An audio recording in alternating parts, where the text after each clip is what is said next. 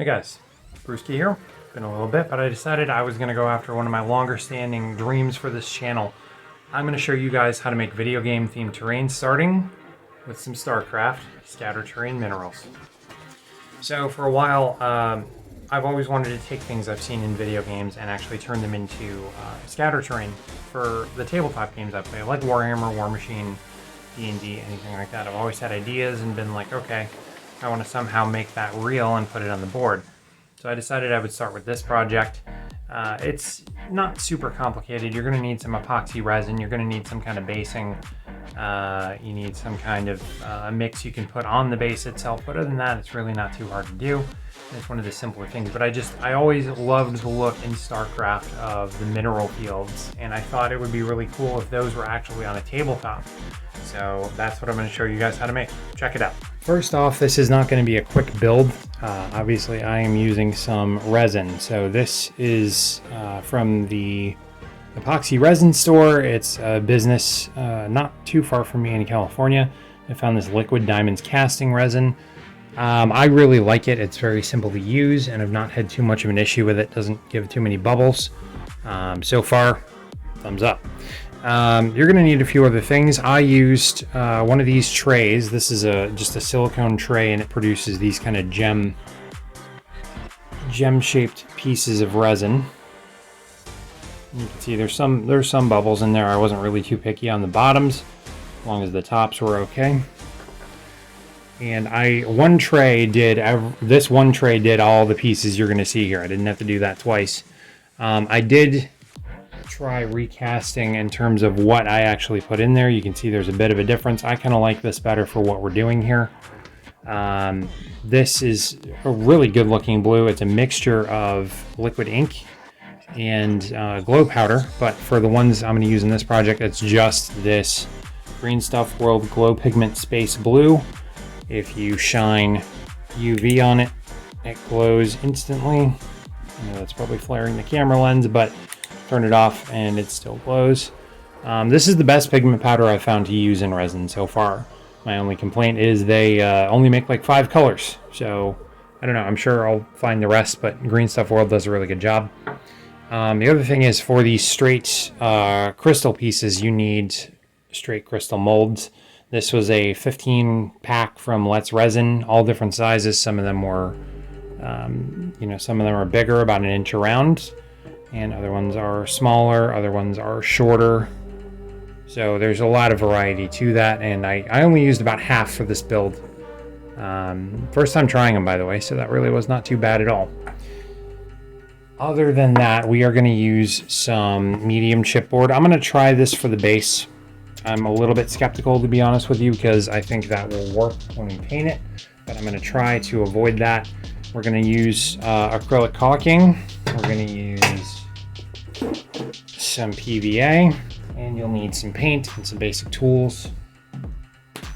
And that is about it. We are also going to use some hot glue. That's what we're actually going to use to attach these to the bases. So I'll grab that and be right back. So the first thing you want to do is actually get a layout of what you want the crystals to look like on your base. They can be spread out, they can be clumped together, you can make them really scattered. You know, it's just whatever look you're going for. In this case, I just want to make kind of a line. I want to make this scatter terrain, but something you might think of as like a wall. Once you have this, you can actually take your chipboard and cut that to the shape. So you basically don't have a lot of overlap, you don't have a lot else to do. So just eyeballing that, I'm going to cut out pieces for this. Okay, so you should end up with something like this. It doesn't go too far out, it doesn't go too far over, it's just a decent scattering on the base, so it looks natural. Doesn't look too clumped together, and you just get a nice formation. And this would look not horribly out of place if you just randomly came across it. You get that laid out, you get your hot glue gun heated up, and you just start gluing down the pieces. We're not being really fussy about covering the whole thing over. Get them on there. But I realize as you do this, it will actually force the glue out. You can actually just put that around the sides. If it comes out right, we won't need spackle. So we give those a good press.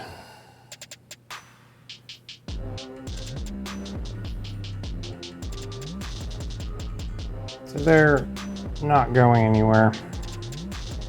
Just, you know, giving it the tip test. So then we're gonna get some of this stuff off. And then we'll glue a little bit around here. So just going around the edges.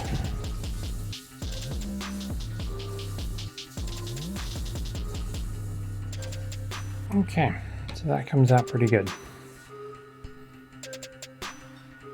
So we got some irregular stuff around the bases, which is totally fine. And they're going to be rock solid. I have pulled off all the little stringies that I can get off the base. This is at a couple minutes to dry. Again, it's pretty solid. It's not going anywhere. If I really bent this, it might. But what we're going to do next is going to make the base a lot sturdier. We're going to do the black Magic Craft caulk, paint, glue, and sand mix. So get yourself a cup and some sand and your PVA and paint and your friendly acrylic caulk. I'm just gonna get a dollop. About that. Not much. Pour in our sand and then paint. And I'm thinking I want this, keep in mind it's white and the paint is gonna mix with it, so you're not gonna get straight black, even though that's the color I'm using. And just to get this to dry a little quicker, we're gonna do a little bit of PVA.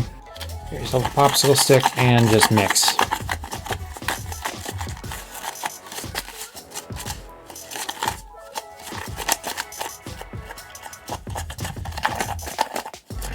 And as you go, you'll find you need more caulk or paint or something, so you just add as you need and just mix until you have kind of a paste like that.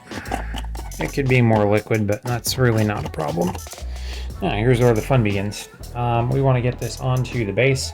We do not want to smear it all over the crystals. The bottom parts I don't really care about because we just glued over a lot of those, but we want to be somewhat careful. So just taking a little bit of this and a little bit of this. I'm going to go ahead and put this on here so we don't make a huge mess. And I am just going to get this on.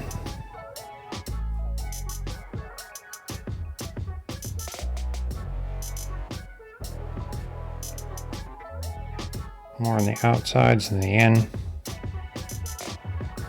And I'll work it with the brush. And I know you're thinking I probably should have painted under the crystals. I didn't want to do that. And I'll tell you why. These have glow pigment in them, and they're going to reflect a little better. They're going to show up a little brighter if the underside is lighter rather than dark. And you can't quite tell that it's cardboard colored. Again, we don't care if the glue shows. We don't care if we get a little bit on the crystal. It's just one of those in-between kind of points. So I'm going to start mixing that around, and I've still got more in the cup. I'm not all that worried. Just go right up to the edge. You can cover the glue if you want. Okay, so I'm going to keep spreading this around just like that, and I'll see you guys in a minute when I'm done. Okay, so we're back. I've got the base all done, as you can see. A couple things you want to take care of is make sure you get around the rim right there.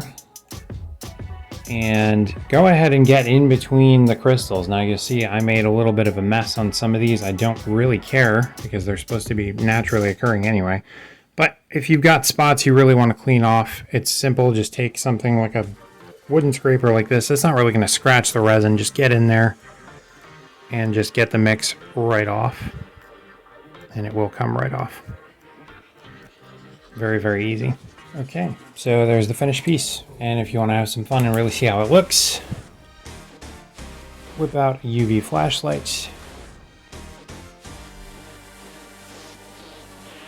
Charge it up for a minute and kill the lights. And you've got a heck of a show.